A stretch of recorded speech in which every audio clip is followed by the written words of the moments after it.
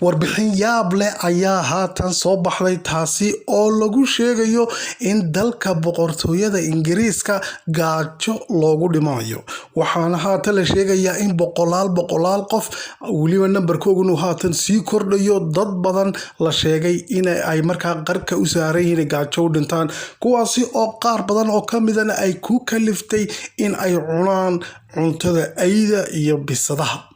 haddaba warbixintan ayaa dad badan oo Soomaali ah ka yaabin doonta iyagoo u haysta boqortooyada Ingiriiska moogta inay tahay wadan barwaaqaysan oo waliba ku kalifta dad badan oo Soomaali ah inay tahriibaan oo markaasi badaha u sii maraan si ay maru Yurub u gaadhaan ama Ingiriiska u tagaan waliba dadkuna iskugu faaraan hebel Ingiriisku jooga ama Ingiriiska heblaay joogta ama ka timid yacni wax weyn loo haysto. haddaba warbixin ayaa soo baxday sheegaysa in gaajo loogu dhimanayo oo markaa waliba dadkii ay ku kaliftay in cuntada ayda iyo bisadaha ay cunaan. haddaba warbixintan ayaa waxaa la sheegayaa maxaa keenay way horta qodobka koobaad in dadku haatan ay Ingiriiska ku gaajoodaan oo waliba ay cuntadii xayawaanka ay cunaan.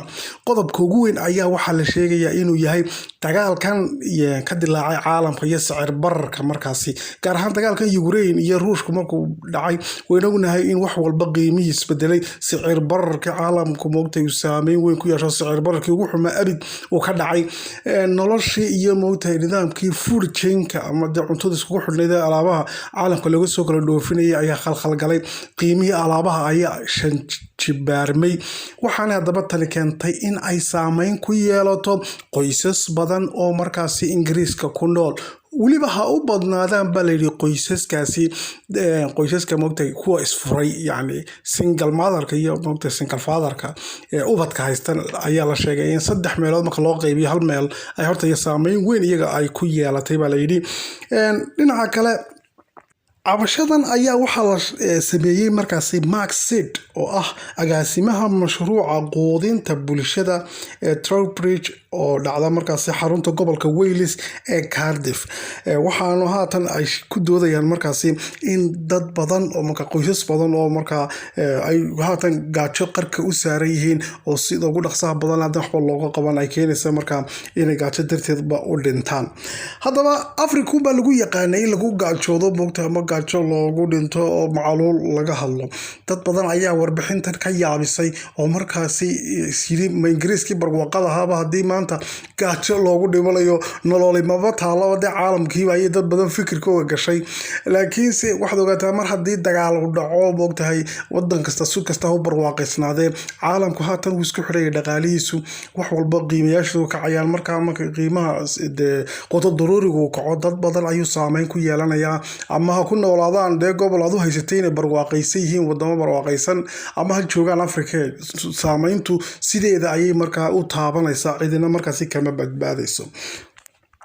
dhinaca kale waxaa la sheegayaa wixii la shidanayay moogtay gaaskii in ay kari waayeen dadkii Ingiriiska ku noolaa dad badan oo haatan ay ku kaliftayba in wax ku karsadaan ama wax ku diirsadaan shamca oo shitaan marka cuntadii ay soo qaadanayaan waxay ku diirsanayaan oo waliba ku kululeysanayaan baadhi shamca xitaa waxay ku karsadaan ma hayaan ayaa haatan moogtay laga waaqayla dhaantaasi ayaa haatan soo baxday.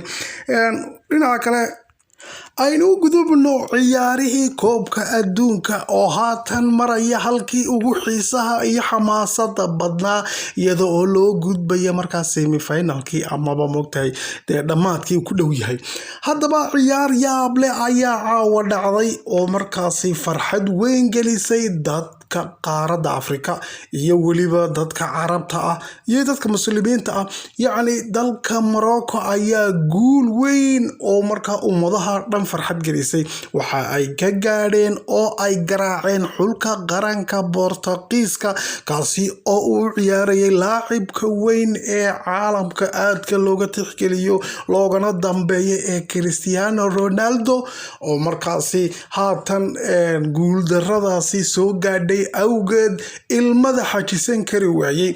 Ronaldo ayaa markaasi marka ciyaartu dhamaatay oo hinta iyo moogtay baroorta la sheegay markaasi in kamaraduhu qabteen isagoo marka aad u ooyaya oo maga guul daradaasi xamilila. Haddaba ciyaarta ayaa ahayd mid mucjiso ah, waxaana haatan xulka qaranka ee dalkaasi Morocco ay u gudbeen semi-finalka. Waxa ay noqonayaan wadankii koobaad ee qaaradda Afrika ah iyo Carab ah waliba xitaa isku dar weligood markaasi halkaasi gaadha. waxaana sheegeen guushan ay gaadheen haatan in ay markaa huwayihiin sharaftii qaaradda Afrika iyo tii Carabta oo ay magacooda kor u qaadi doonaan.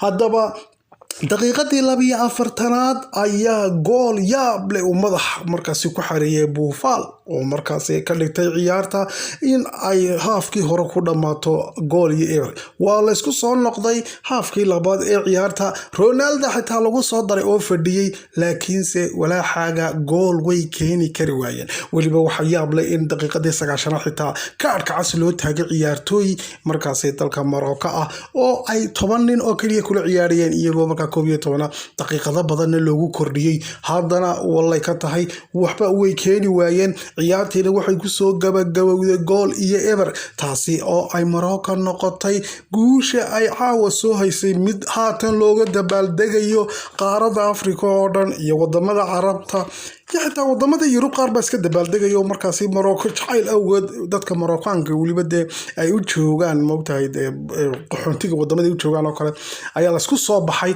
waxaana haatan markaasi ay noqotay guushani mid ilaa iyo haddan la hadlayo loo dabaaldegayo oo la isku soo baxayo caawo dhan ilaa la seexan baa laga yaabaa magaalada Rabat ee Morocco caasimadeeda oo haatan mawjado dad ah ayaa iskugu soo baxay isteereedyada.